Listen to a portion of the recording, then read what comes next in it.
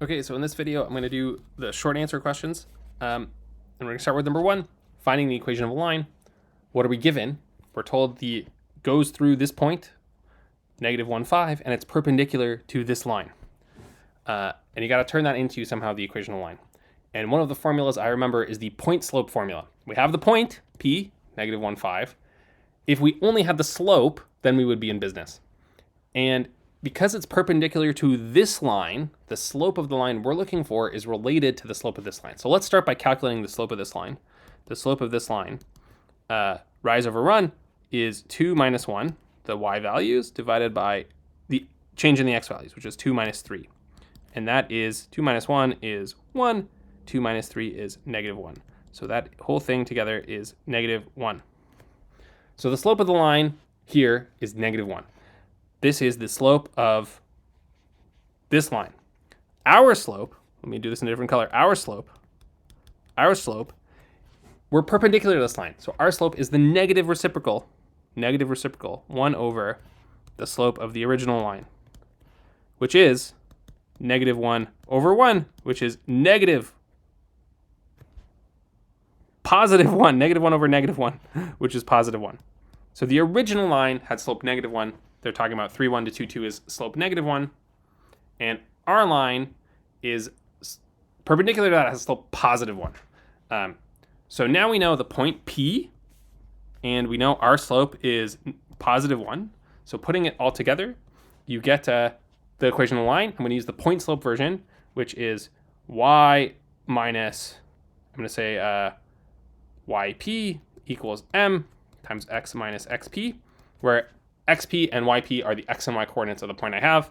In my case, yp is 5, so it's y minus 5, and xp is -1, -1. Okay, and the slope we just calculated is positive 1, positive 1. Okay, so the final formula, y minus 5 equals 1 times x plus 1. You could simplify it if you wanted to y equals x plus 1 plus 5, or y equals x plus 6. But you could also just leave it like that. That would be perfectly fine. Y equals x plus 6. And I think I have a little helper sheet for myself written down where I wrote the answers. Let me see if I can find it and make sure that it's correct before we put the video out. Okay, I found my sheet, which had some of the answers, and y equals x plus 6 is perfectly correct. This one, again, was taken directly from the Math1030 homework. All right, next up, population of Toronto. Use an exponential growth model to estimate the population. So an exponential growth model, you have to know, is this thing, a times e to the k t. And we are told two pieces of information, the population in 1975 and the population in 1982. We're going to use those two pieces of information to solve for a and k. And once you know what a and k are, you can estimate the population in 2021. Again, this one is taken directly from the Math1030 homework. To make things simpler, I'm going to make 1975 t equals 0 is 1975. And then 1982 will be t equals 7, right? Because it's 7 years later. And then 2021 is what? 25 plus 21, t equals 46. T equals 46. 46 years later. And if you do that, the nice thing is the a value is whatever the t equals 0 thing is. Because if you plug in t equals 0 here, you get e to the 0, which is just 1. So f of 0 is a, and in our case, it's 2770, 000. So there you go. We solved for a. We're good on a. Now, let's figure out the second piece of information we have is that f of 7, which is a times e to the 7k, that is equal to 3133000. That's e to the 7k times a. And because a is this 277 number, therefore, e to the 7k equals 3133000 divided by 2777000. So we solved for a from the first piece of information. In the second piece of information, we have a times e to the 7k is this 3 million number. So e to the 7k is the ratio of these two numbers, 3 million something to 2 million something. Now I can solve this equation by taking the ln of both sides. So you take the ln of both sides, you get 7k is equal to the ln of 3133000 divided by 2770000. So taking the ln of both sides, the ln of e to the 7k is just 7k, and the ln of the other side is the ln of the other side. So finally, move the k, isolate for k. K is 1/7 times that. So we figured out what k is. What is the actual question asking? It's not asking for the value of k. If it was saying what's the value of k, we would be done. But it's not. It's saying, please also find the population at t equals 46. So the question is asking for f of 46 years after 1975. And that will be a times e to the k times 46. Or in our case, we know a is 2770000. We know k is this stuff. So e to the, let's write this big number, 1/7 times the ln 3133000 divided by 2770000. Okay, I'm running out of room here. But it's this, and then don't forget the 46. 46 times all that. So it's e to that power.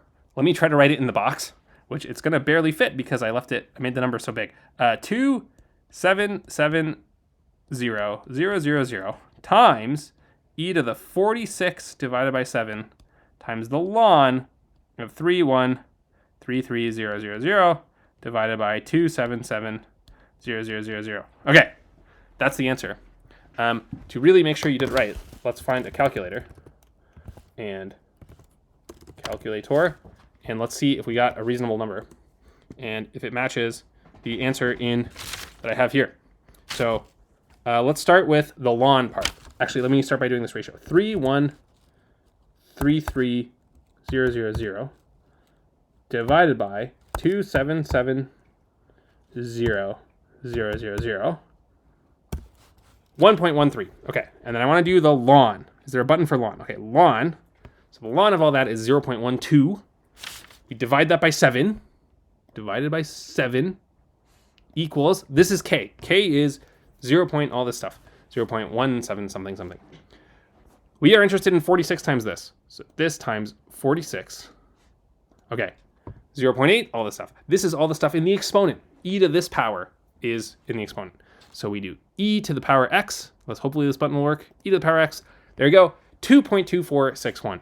And what this is saying is that the population of Toronto has been multiplied by a factor of 2.24 since the initial time in 1975. So far we've plugged in all of the stuff here, the e part.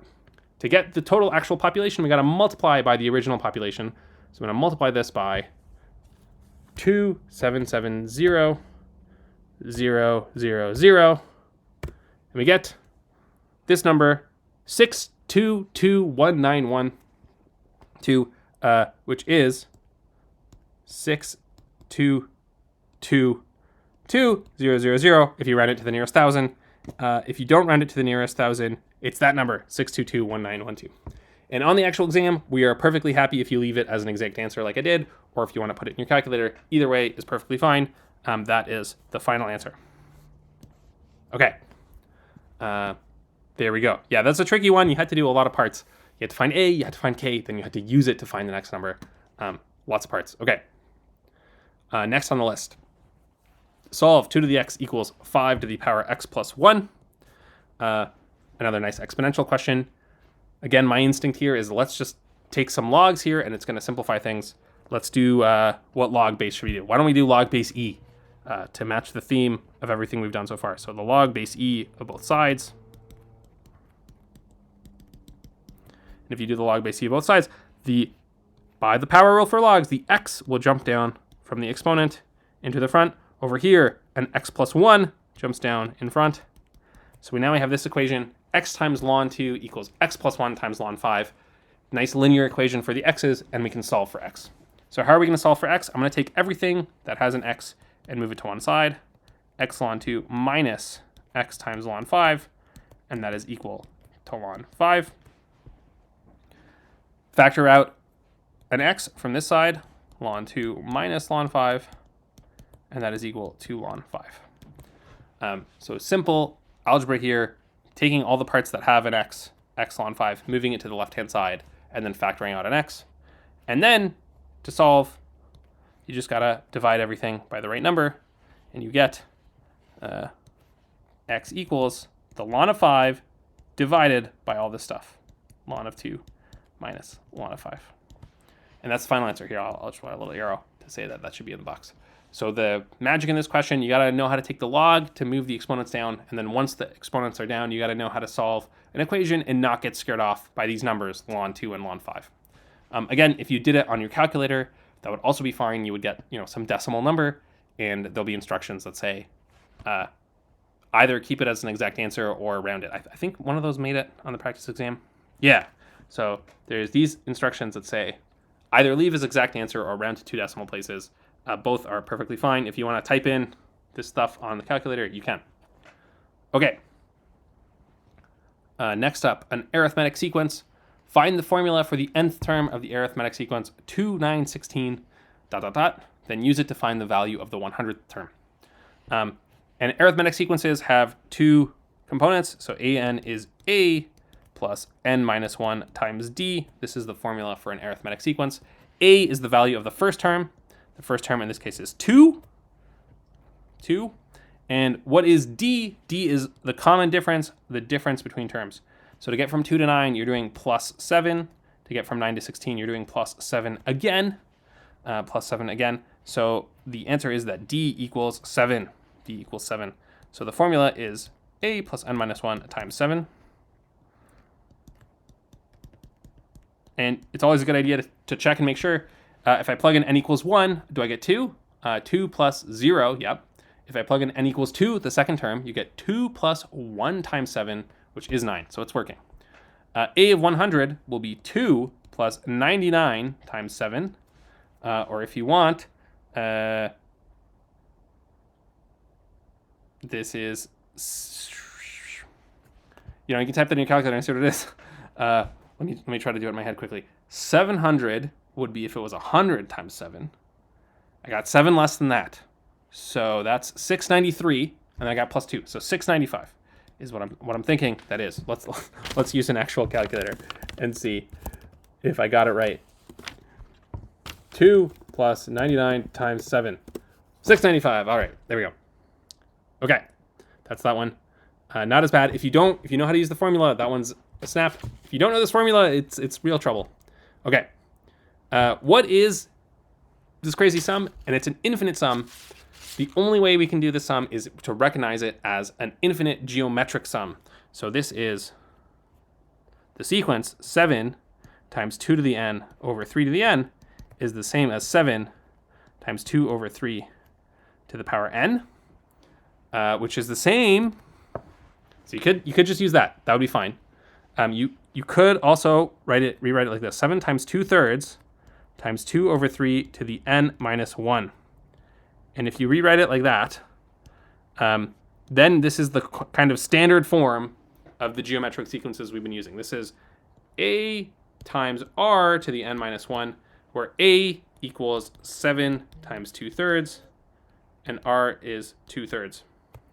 So the first term is 7 times 2/3, which you could have plugged in I equals 1 to find that out, right? If you plug in I equals 1, you get 7 times 2/3. Very good. And the ratio between terms is 2/3.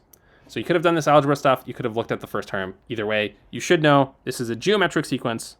The first term is this, and the common ratio is this. And now there's this nice formula that says that the sum, the infinite sum of a geometric sequence, is always a divided by 1 minus r, and that works as long as r is not bigger than 1, or smaller than -1. So it has to be smaller than 1 in absolute value. In this case, this is 7 times 2/3 divided by 1 minus 2/3. That's the answer. Perfectly good answer. You can leave it like that, or you can simplify a bit by multiplying by 3 and get 14 divided by 1, 14. Okay, that's it for the first page. I will stop there, and I'll do the second page in another video.